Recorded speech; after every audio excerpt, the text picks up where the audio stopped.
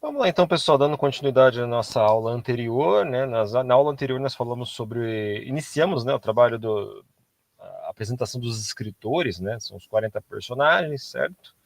66 livros, vieram de contextos sociais diferentes, tinham culturas, profissões completamente diferentes umas das outras. Ok, vamos dar continuidade então nessa bibliologia. Seus escritores, tá? Eles foram de diferentes categorias, tá? Nós temos aqui algumas suposições, tá? Nem tudo aqui pode ser afirmado. Então nós temos aqui o legislador Moisés, nós temos um general que foi Josué, temos profetas, reis, músicos, Asaf, por exemplo, compôs ali o Salmo 12. Temos boiadeiro, estadista, sacerdote, coletor de impostos, tá? Médico, o Lucas, Paulo, que foi um erudito, além de um grande apóstolo. Nós tínhamos até pescadores, pessoas que não tinham muita habilidade de escrita, mas que também deixaram suas observações. Ou seja, as escrituras elas foram escritas por pessoas sobre contextos completamente diferentes, tá? Uma cosmovisão completamente diferente de uma da outra. São aproximadamente 50 gerações de homens entre os escritores, ok? Lembrando que isso não significa que foram exatamente esses caras que botaram a mão na pena, tá? Que eu digo assim, botaram a mão na caneta para escrever. É possível que entre eles haja pessoas que escreveram para eles, que apoiaram nesse processo, tá? Sempre lembrando que todos eles foram, apesar de homens em contextos sociais completamente diferentes, todos eles foram inspirados pelo Espírito Santo, ok? Tipos de escrita, tá? Idiosincrasia, tá? Cada escritor manifestou seu próprio jeito de escrever, tá? Que é essa idiosincrasia, seu estilo e características literárias. Então, a Bíblia possui aproximadamente 10 estilos literários diferentes. Então, para aqueles que acham que ler a Bíblia do começo ao fim ali é tudo igual, não é não. Vamos lá. Nós temos livros poéticos, isso, livros em formato de poesia. Por isso que parece algo cantado, mais elaborado, né, do que uma simples narração. Nós temos ali o livro de Jó, Salmos e Provérbios, ok? Nós temos as parábolas dentro dos evangelhos ali, os evangelhos sinóticos. Nós temos alegorias, tá? Muitas das alegorias são apresentadas em Gálatas. Nós temos metáforas, ok? Temos aqui também alguns exemplos, vocês podem printar aí depois, analisar com mais calma, né? Em Gênesis, Êxodo, Coríntios 3 tem. Nós temos as comparações, tá? Nós temos as figuras poéticas, nós temos até sátiras, ok? Então, existe um certo senso de humor dentro das escrituras, é importante ressaltar, ok? E nós temos também as figuras de linguagem, a forma de como ali é interpretado. Mais para frente, aí eu vou ver se eu consigo entrar em alguns detalhes de cada um deles, mas aqui é importante que vocês entendam de que o estilo literário ele varia de acordo com o autor, de acordo com o contexto, ok? Tempo de escrita, tá? Como nós dissemos lá anteriormente, a Bíblia foi escrita por diversas pessoas, então foi ali aproximadamente 1.600 anos para escrever todos os livros da Bíblia, tá? Então, nós olharmos ali, segundo a história, em 1491 a.C., quando Moisés teve a visão do passado, né? Ele começou a escrever o Pentateuco no meio do trovão no Monte Sinai, tá? Escrito até isso aconteceu no começo lá até 97 depois de Cristo, tá? Que é no final ali onde João, o apóstolo João, ele teve a visão do futuro, tá? Que é considerado o filho do trovão. Olha que interessante, né? Que escreveu ali na ilha de Patmos, ali na Ásia Menor. E é na Bíblia um só plano, né, um projeto, ou seja, a Bíblia ela é cristocêntrica de Gênesis a Apocalipse, por mais que foi escrito num período de 1.600 anos, por personagens diferentes, sobre contextos diferentes. Olha que maravilhoso é isso, tá? Que de fato mostra a existência de um só autor divino, todos, ou seja, todos eles foram guiados pelo Espírito Santo. Tá? Tudo isso torna-se um só livro. Tá? Tem um só sistema doutrinário, um só padrão moral, tá? Uma expressão de autoridade divina, autoridade de Deus, um só plano de salvação. Olha só que interessante, um só programa de eras. Então, assim, durante todas as eras, todo esse tempo de 1.600 anos de escrita, ok? Jamais existiu esse nível de assertividade, né, em 66 livros aglomerados, tá? Então a Bíblia ela é completamente fora do comum. As diversas narrativas ali encontradas dos mesmos incidentes e ensinamentos não são contraditórios, mas sim complementares. Então, assim, se você for pegar os evangelhos sinóticos, você vê ali vários detalhes, tá? Contados sobre óticas diferentes. Então, Jesus estava saindo do portão. Aí o outro fala, Jesus estava entrando no portão. Agora imagina só. Ah, não, tá incongruente, porque um tá falando que tá saindo, outro falando que tá entrando. Isso tá errado, tá? Isso a Bíblia está errada porque cada um diz uma coisa diferente. Não. Pensa só, Jesus ele carregava multidões. Você pega ali 2.000 pessoas que tá ali com Jesus num portão. Agora você pensa que um cara que escreveu a respeito desse assunto estava do lado de dentro, sob uma ótica entendendo que Jesus estava saindo, e o outro cara que escreveu a respeito desse assunto estava do outro lado da multidão, entendendo que Jesus estava entrando. Ok? São pontos de vista diferentes a respeito de uma mesma coisa. Ok? Então, assim, existem aparentes contradições? Sim, mas todas elas são explicadas e nenhuma delas interfere no plano de salvação, nenhuma delas interfere na doutrina, ok? Então, nada que você encontre dentro das escrituras que possa ser uma aparente contradição atrapalha a doutrina de Deus, atrapalha a salvação, tá? O processo de salvação. Tá? Então, não há em todo o seu conteúdo uma só contradição ou um livro,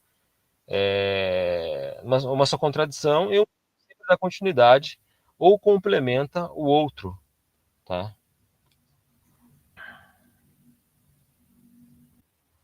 Muito bem, então. Dando continuidade então aqui, a Bíblia é a coleção das exatas palavras dos 66 livros que constituem o seu cânon, que significa autoridade ou regra de fé. O cânon ele está fechado e não há mais nenhum livro inspirado além dos 66 escritos. Então existe todo um processo de canonização que foi sendo refinado no decorrer dos anos, né? Depois ali do start, do início da igreja no primeiro século, tá? E com o tempo foi determinado esse cânon, essa autoridade. Então, todos os livros que compõem os 66, eles foram estritamente analisados, tá? E todos eles estão congruentes com a regra de fé. Então, quando a gente fala, existe um cânon, tá? Que é basicamente uma régua de autoridade. E depois que o cânon foi fechado, não existe a possibilidade de nenhum outro livro. Então, se você vê um maluco aí dizendo que está escrevendo Atos 2, né? O segundo livro de Atos, esquece, não existe. Então, até os Mormons ali, eu acho que eu mostrei em algumas aulas anteriores ali, o livro de Mormons, e, cara, esquece isso, tá? Esquece isso. Só a escritura, solamente a escritura. Ponto 5, vamos lá falar sobre Salmo 119, ok? O fator interessante que eu queria deixar aqui sobre o Salmo 119 é que ele descreve a palavra de Deus com 8 palavras diferentes, ou a multiforma da palavra de Deus, né? 8 palavras que definem a palavra de Deus, a Bíblia em si, né? Que nos ajuda a compreender melhor a verdade sobre uma ótica diferente, tá? Então, quando nós olhamos para as Escrituras, nós vemos as Escrituras como a lei, como a palavra, como o estatuto, como rema, que constitui-se de uma palavra revelada, como juízo, como preceito, como testemunho e como mandamento, tá? Para quem não leu, o Salmo 119 foi escrito por Esdras, é o maior salmo, se eu não me engano, aí das Escrituras. Vale a pena ler, tá? E uma vez eu li o Salmo 119 e fui anotando todos esses pontos. Olha, ficou ali um negócio enorme, cheio é, de pontos ali entre lei, palavra, estatuto, rema, juízo, preceito, bababá. E você vê a forma de como a pessoa, né, Esdras, no caso ali, via as escrituras. Tá? Então, as escrituras elas não são simplesmente uma regra de vida. Tá? É muito mais complexo do que isso. É isso que eu queria dizer aqui. Então, as palavras listadas acima são 8 ângulos de um mesmo objeto. É isso que eu quero dizer. São 8 pontos de vista ou 8 lentes a respeito do mesmo evento.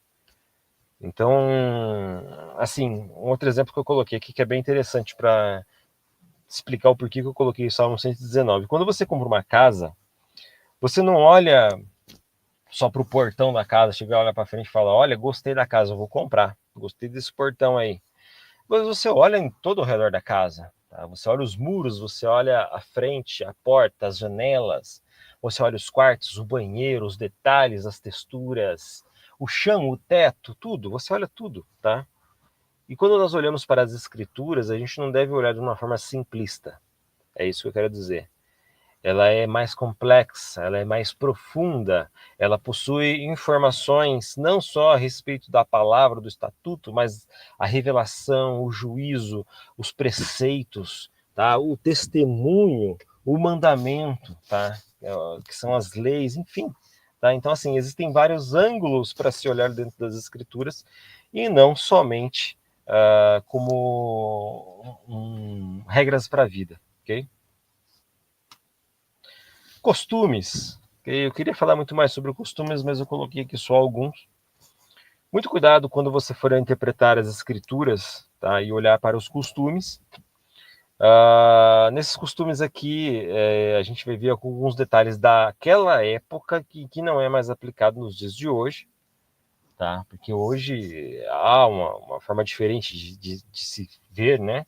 Mas se você não tem o entendimento do costume da época, da cultura, você fica perdido, tá? Então os costumes eles adotados pelos escritores da Bíblia não são os mesmos costumes que nós usamos hoje, nos dias de hoje, né, no mundo contemporâneo. Com centenas de anos de diferença entre eles, muitos costumes acabaram mudando e muito, tá? Então aqui tenho 3 exemplos para passar para vocês. Foram achados documentos na cidade enterrada de Nuzu, tá? Entre 2000 e 1500 a.C., que mostram que o costume daquela época era adotar um filho quando não se tinha filhos legítimos para herdar a herança. Se, porém, o primogênito nascesse, o adotado passaria a ser segundo plano. Então a gente tem ali em Gênesis 15, que fala a respeito disso, na época em que Abraão queria ter um filho. Tá? Então naquela época isso era normal. Você precisava de alguém para ser a sua descendência. Tá? Abraão quis dar o jeitinho dele lá, não deu certo, tá? E gerou uma complicação enorme. E é isso, tá? Segundo ponto, ídolos do lar. Tá? A gente fala ali em Gênesis 31, né? Eram pequenos objetos que serviam como documentos que comprovam a posse das terras e propriedade. No caso de Gênesis 31, Raquel roubou a herança de seu pai. Então, Raquel, quando ela saiu, ela pegou o ídolo, tá? Colocou ali debaixo do uma manto do cavalo, se não me engano, ali, sentou em cima e foi embora, tá? Então, para quem não conhece, né, não entende o que eram os costumes daquela época, acha estranho, fala, nossa, que ação estranha, né? Que coisa fora do comum. Outro ponto também aqui, ó, naquela época as roupas dos homens e das mulheres eram iguais, então assim, tipo, tudo aquela bata, né, aquela bata enorme, e a diferença estava apenas nas roupas íntimas, então muitos naquela época, como hoje, usavam as roupas íntimas de sexo oposto para perversão. Então, em Deuteronômio ele fala ali a diferença entre as roupas, especificamente das roupas íntimas, tá, para evitar perversão. Quando o povo de Deus estava no deserto, foi um momento bem atípico, tá? Porque Deus ele teve que colocar leis bem específicas ali para determinar o que era e o que não era. Então, se você for olhar ali, interpretar todas as, se eu não me engano, foram 613 leis e trazer isso para os dias de hoje é inconcebível, tá? É inconcebível. Não existe. Mas naquela época fazia todo sentido. Então, se nós interpretarmos, às vezes, precisamos interpretar segundo aquela época, as necessidades daquela época, ou seja, entender o que o autor quis dizer naquela época. Tá? Então, transferir tudo aos 63 leis para os dias de hoje, cara, você vai ser preso, né? Minimamente preso. Você é ser dito como um estranho, né? A interpretação bíblica exige o conhecimento mínimo sobre os costumes de cada época em que a Bíblia foi escrita, pois sem essa interpretação correta, ou sem interpretação correta, aplicada ao seu contexto, teremos grandes problemas de costume ou mal interpretação dentro da igreja, como já acontece hoje. Tá? Nós temos ali algumas divergências com relação a raspar os pelos do corpo, com relação à barba, ao cabelo, às vestes, tá? O tipo de roupa, enfim, não quero entrar em detalhes. Até porque a escola de pensadores não é uma escola denominacional, ou seja, nós respeitamos a todos que vêm, indiferente da sua denominação, ok? Mas assim, existem essas divergências de costumes que não implicam necessariamente, né, no processo de salvação, ok? É isso, pessoal. Muito obrigado e até a próxima aula. Tchau, tchau.